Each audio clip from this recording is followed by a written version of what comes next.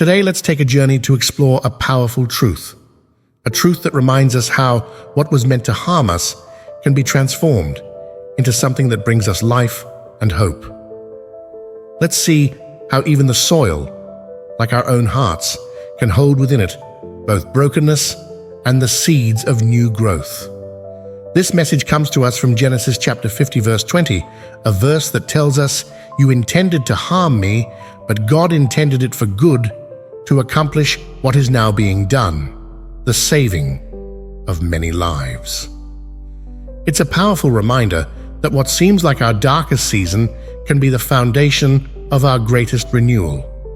Please click the like, share, and subscribe buttons for more. This helps us to spread a positive message to the world. Thank you.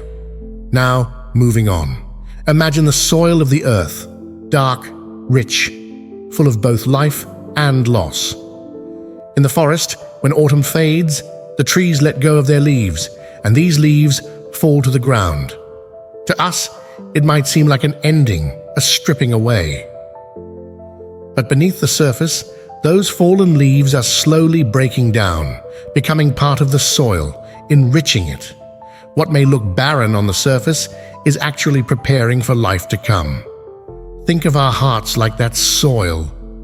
Sometimes hurt, disappointment, and fear settle within us like fallen leaves on the forest floor. These are the moments when we feel stripped down, when we wonder if anything good can come from the pain we've experienced. But just as in the soil, what we let go of, what we release, begins to transform. God, who sees all, knows how to turn even our hardest moments into something that feeds new life.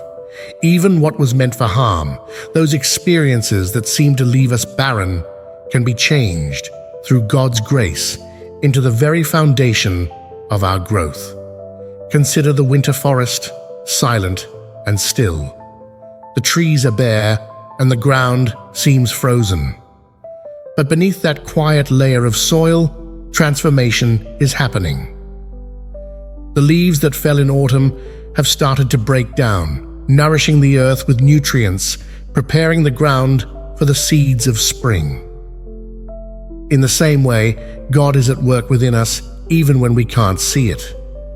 The trials we face, the setbacks that seem to cover us in darkness, these are being used to prepare us, to deepen our faith, to strengthen us in ways we may not yet understand. So let us take heart. What feels like a season of barrenness may actually be a season of preparation. Just as God transforms fallen leaves into life-giving soil, He can take what was meant to harm us and turn it into something that heals us and blesses others. Our hearts, like the soil, hold within them the power to nurture new life, to grow, to renew, and to bring forth a new season of abundance. As spring arrives, the forest begins to bloom again, vibrant and alive.